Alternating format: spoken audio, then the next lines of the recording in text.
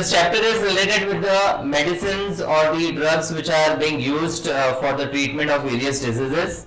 So here we go. Let's start with the word drug. Now when we say drug, सबसे पहले we are relating it to medicinal drug. ठीक है? For prevention of the disease, for the diagnosis of a particular disease.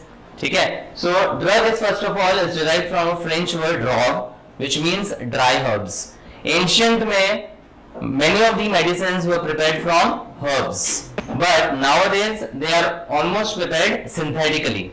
बहुत सारी medicines अभी जो diseases हैं, they are treated through the synthetic or chemically prepared medicines. ठीक है? Now, when we talk about drugs, they are still derived from plants, and that field of medicine is called Ayurveda. Well known है. So when we talk about drug definitions के लिए चार important चीजें.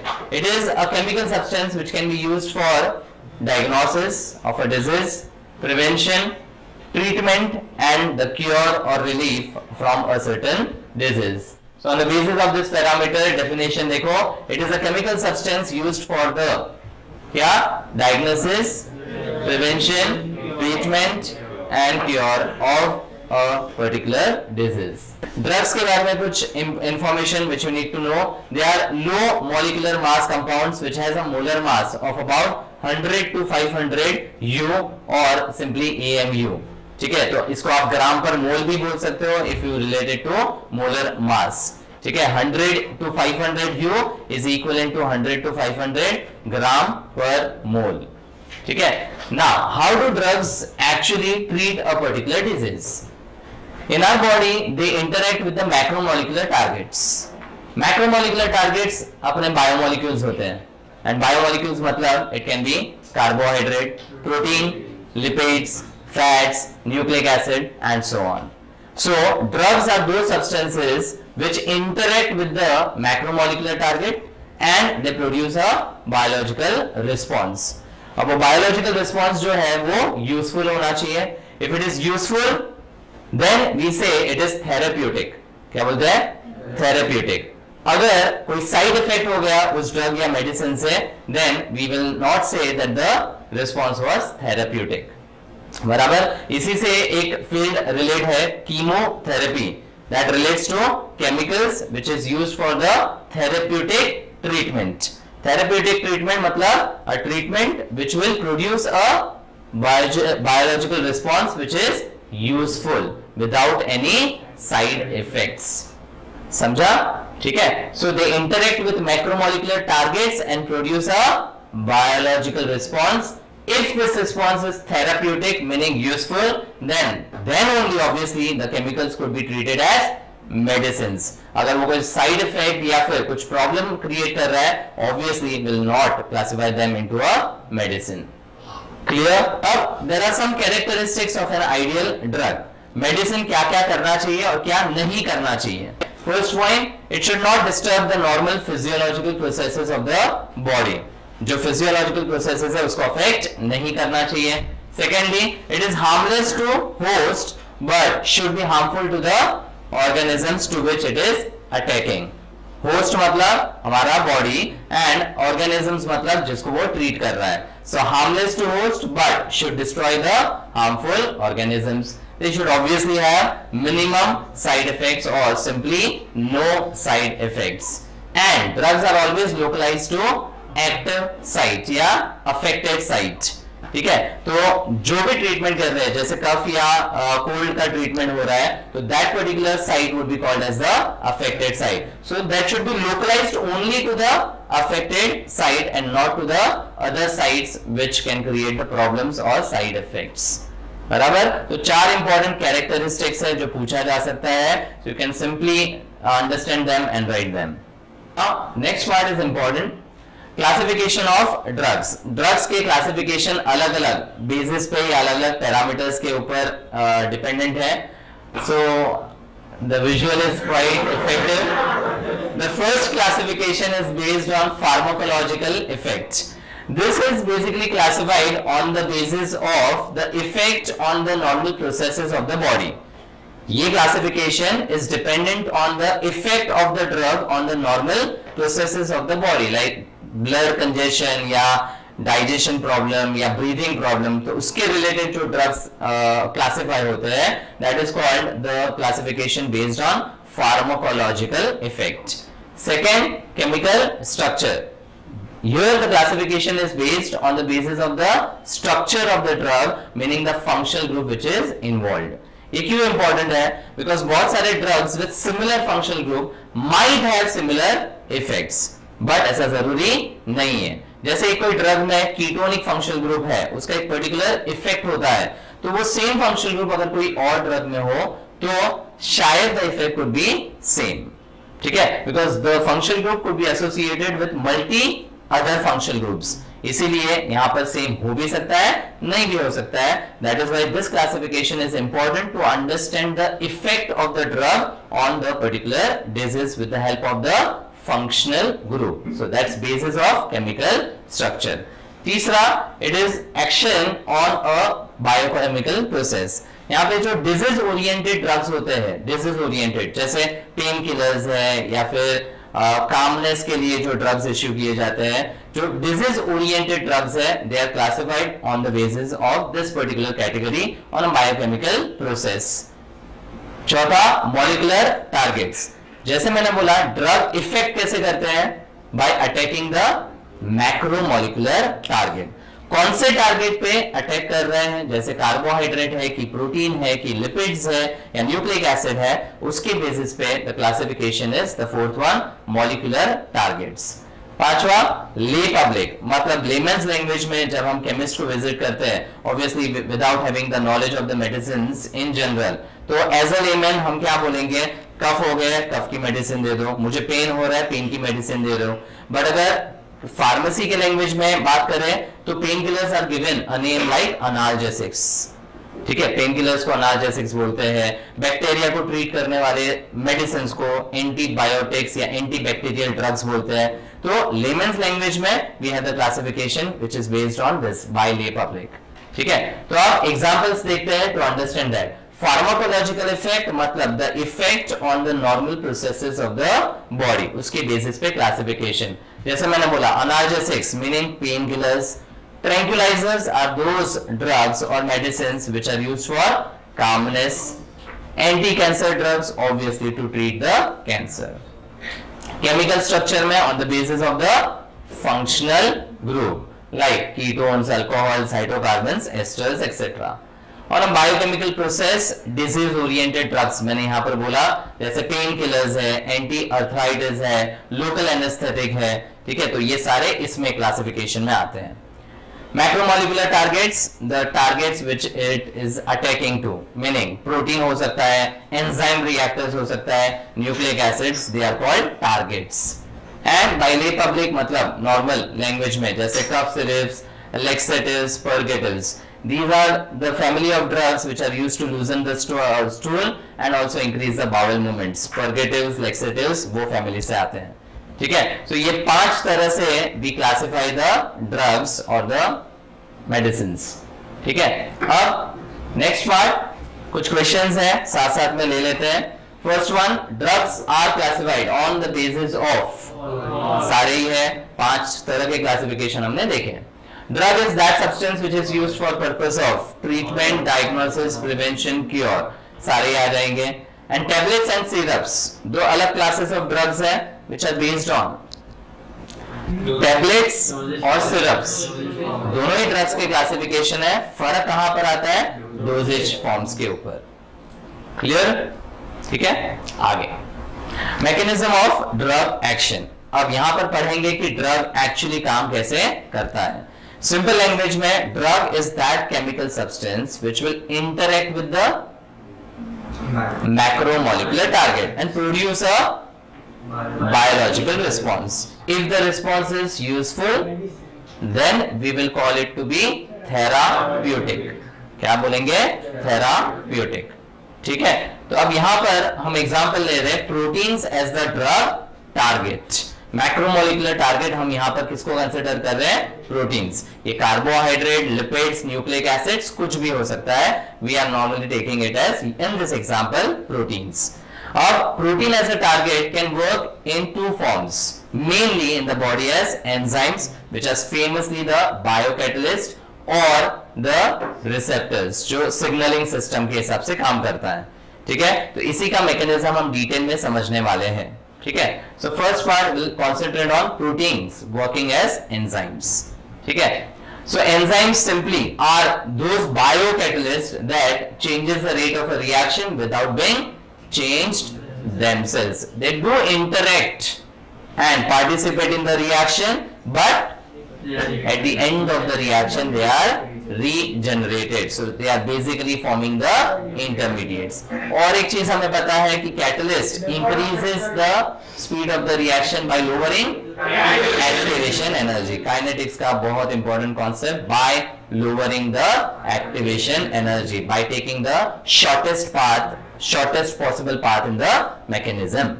ठीक है, so शुरू करते हैं. Specificity, we know that this biocatalyst या enzymes are highly specific. Highly specific मतलब जो सबस्ट्रेट और एंजाइम की हम बात करते हैं, they work on the lock and की मैकेनिज्म. जैसे ताले की एक ही चाबी हो सकती है, वैसे ही यहाँ पर एंजाइम और सबस्ट्रेट काम करते हैं.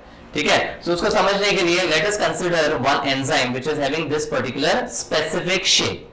ठीक है, अब substrate is that substance which will be able to bind to the enzyme. Substrate वो substance है जो enzyme को bind करने वाला है. Enzyme के एक particular location पे जो bind करता है, that particular location is called as active site. क्या बोलते हैं? Active site. अब हम enzymes बोलते हैं highly specific होते हैं, मतलब जो substrate bind करने वाला होगा उसका जो shape है that should resemble the active site, मतलब कुछ ऐसा ही होना चाहिए. तो this will become your substrate. If the shape is somewhat like this, will it work? No. तो specificity का मतलब क्या? ये substrate इसी एंजाइम के साथ बाइंड कर सकता है, यहां पर ये substrate इस एंजाइम के साथ बाइंड नहीं कर सकता है. समझा? So this will not be possible. गया. So simply enzymes काम कैसे करते हैं? एंजाइम में एक पर्टिकुलर साइट होता है जिसपे सबस्ट्रेट बाइंड करता है, that is called active site. Now the substrate over here will bind to the active site and it will form a complex called enzyme substrate complex. उसके बाद the reaction will obviously take place between the substrate and the enzyme to form a complex called as enzyme product complex. अब finally यहां पर product separate out हो जाएंगे and the enzyme will get regenerated. So these are the products which are obtained from the substrate and the enzyme has got regenerated. Clear? ये simple सा mechanism होता है enzyme और substrate के बीच में. तो हम यहां पर क्या बात कर रहे हैं? सबस्ट्रेट और एंजाइम के इंटरेक्शन का. अब नेक्स्ट में प्रॉपर्टीज ऑफ एंजाइम, कुछ इंपॉर्टेंट पॉइंट्स. पहला, enzymes accelerate the reaction but do not initiate it. शुरू नहीं कर सकता है but it can speed up the reaction. Kinetics में पढ़ा है एक्टिवेशन एनर्जी के related. They stay unchanged because we say at the end of the reaction they get regenerated and they are required in very small amount. A small amount of the enzyme is sufficient for the reaction to catalyze or make it faster. सुधरेगा नहीं ना अभी भी? आवाज नहीं चाहिए देना. Okay. Now let's talk about enzyme inhibitors. तो अब enzymes are here acting as the drug target. They are acting as the drug target. अब होता क्या है? सबस्ट्रेट जो है वो एंजाइम के साथ बाइंड करके एक पर्टिकुलर रिएक्शन इनिशिएट कर रहा है. मान लो हमें कोई डिजीज हो जाती है तो वो पर्टिकुलर रिएक्शन हमें इनिशिएट होने नहीं देना है. For that we take medication. So that medication में जो मेडिसिन है, now that will compete with the substrate, और वो क्या करेगा? सबस्ट्रेट को एंजाइम के साथ बाइंड होने नहीं देगा. सो this is called competition between the drug and the substrate. Simple concept है.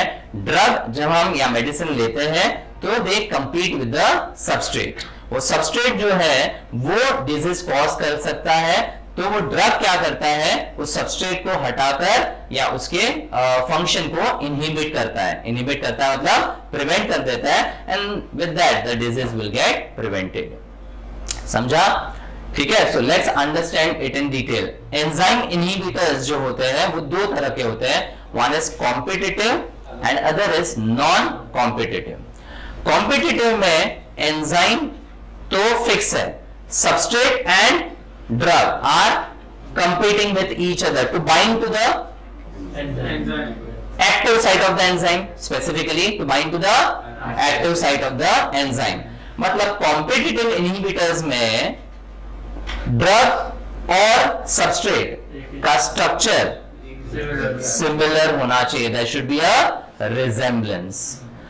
नॉन कॉम्पिटिटिव इनहिबिशन में वहां पर रिजेम्बलेंस नहीं होगा और वो कंपटीशन एक्टिव साइट में बाइंड करने का होगा ही नहीं। It will be a site other than the active site, जिसको हम आगे देखेंगे। It is called allosteric site.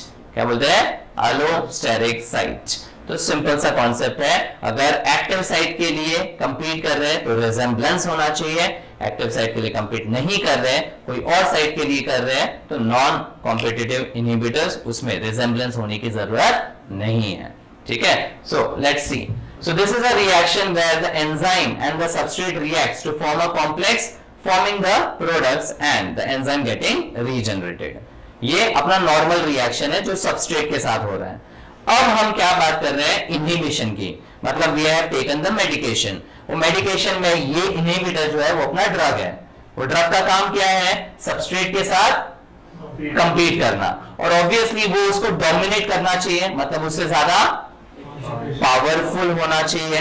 सो अगर वो पावरफुल है तो instead of substrate getting binded to the active site, who will get binded now?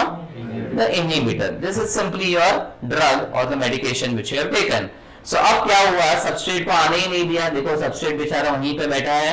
Now the drug has interacted with the enzyme and inhibited the reaction which would have taken place in the absence of the drug.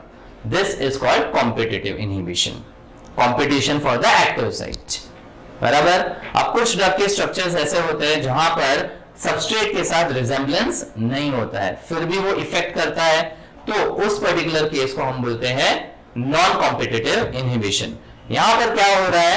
Instead of attacking on the active site, it is attacking a site other than the active site, जिसको बोलते हैं allosteric site. आगे देखेंगे क्या बोलते हैं? Allosteric site. करेगा क्या वो? If the inhibitor attacks on the allosteric site, it will change the shape of the active site. अब अगर शेप ही चेंज कर दिया तो वो सबस्ट्रेट जो है वो ढूंढते बैठेगा, क्योंकि हाईली स्पेसिफिक रिएक्शन हो रहा है। बराबर? तो अगर यहां पर ये शेप चेंज ही हो जाता है, now will that substrate be able to bind? No. So it has not competed with the substrate, but still it has managed to inhibit the substrate to bind to the active site of the enzyme. Simple concepts है. That is the case of non-competitive inhibition. समझा? So now, competitive inhibitors are chemicals that resemble, very important word, that resemble an enzyme's normal substrate and compete with it for the active site. Non-competitive inhibitors में they do not enter the active site but bind to another part of the enzyme, causing the enzyme to change its shape, which in turn alters the active site. Site ही बदल देगा तो substrate उसको ढूंढ ही नहीं पाएगा और inhibit कर दिया ड्रग ने। समझ में आ गया? The site would be called as allosteric site. That's a mechanism in presence of drug. So let's consider this is our enzyme with a particular shape and the highlighted part is called as the active site. ये representation से और better समझ में आएगा, just understand. So this is the substrate which should bind to the active site. But अब अगर हमने medication लिया तो drug will compete with the substrate. जीतेगा कौन? Drug चला गया अंदर. So there is a competition between the drug and the substrate.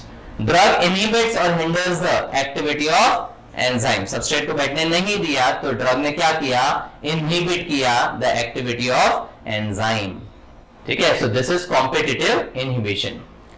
अब नॉन कॉम्पिटिटिव में क्या होता है, instead of binding to the active site it binds to a site other than the active site, इसको बोलते हैं अलोस्टेरिक साइट। क्या बोलते हैं, allosteric site.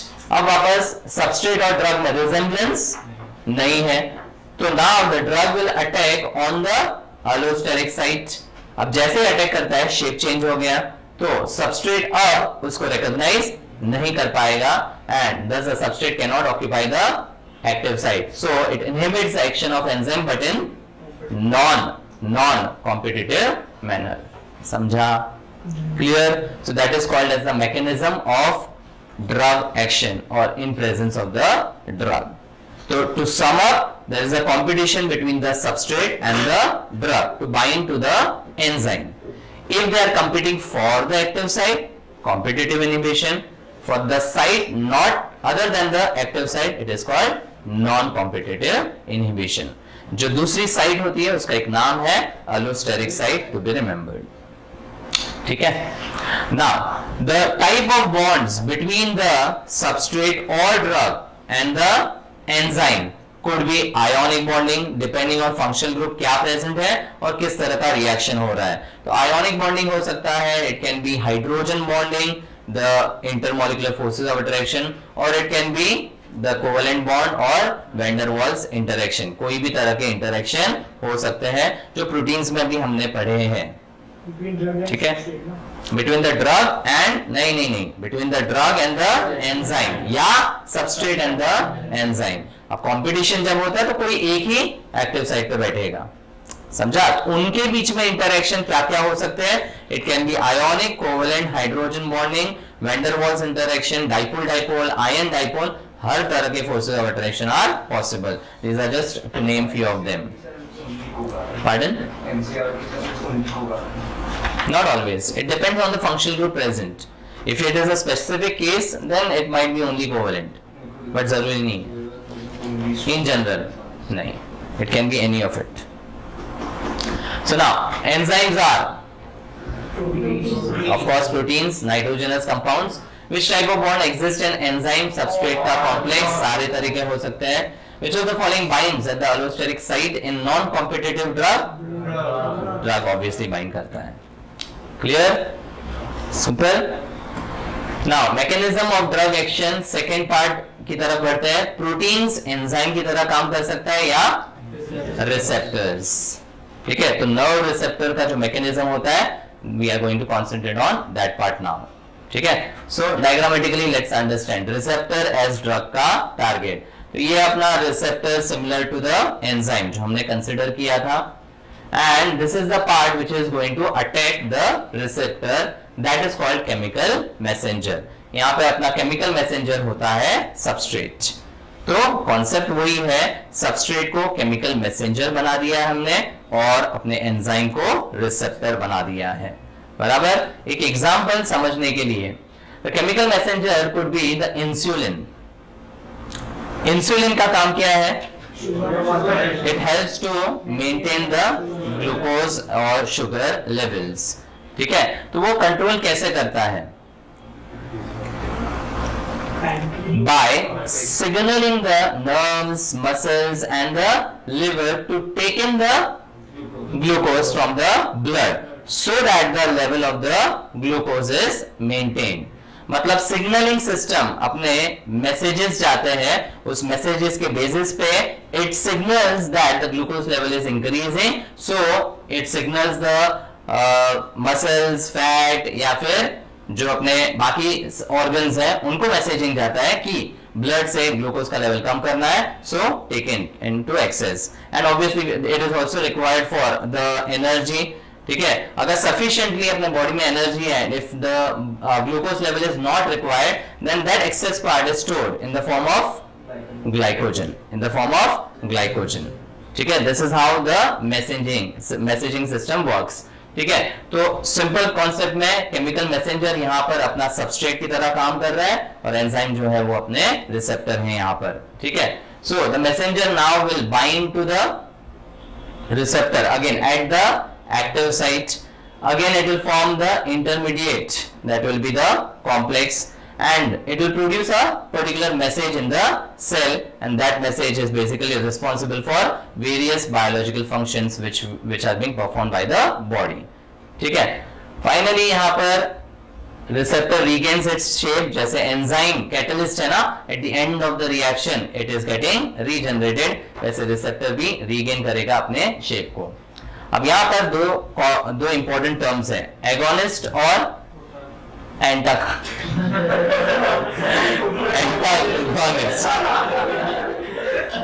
Okay, listen now. Agonist के केस में the drug attaches to the binding site of the receptor and it copies the action of the messenger. मतलब अगर कोई ऐसा ड्रग है जो इंसुलिन के एक्शन को कॉपी करता है तो उस ड्रग को हम बोलेंगे एगोनिस्ट. बट अगर वो कॉपी नहीं करता है और अपोज करता है तो ऑब्वियसली उसका उल्टा एंटागोनिस्ट. यहाँ पे क्या करेगा, it will oppose the action of the messenger. So depending on what is required उसके बेसिस पे या तो वो एगोनिस्ट हो सकता है या एंटागोनिस्ट हो सकता है. Clear? So now a type of drug which activates the action of receptor is called agonist. The chemicals which carry different messages between neurons and muscles are called messengers, chemical messengers. And drug which binds the receptor and disturbs their function, यानी जो oppose करता है वो antagonist होता है.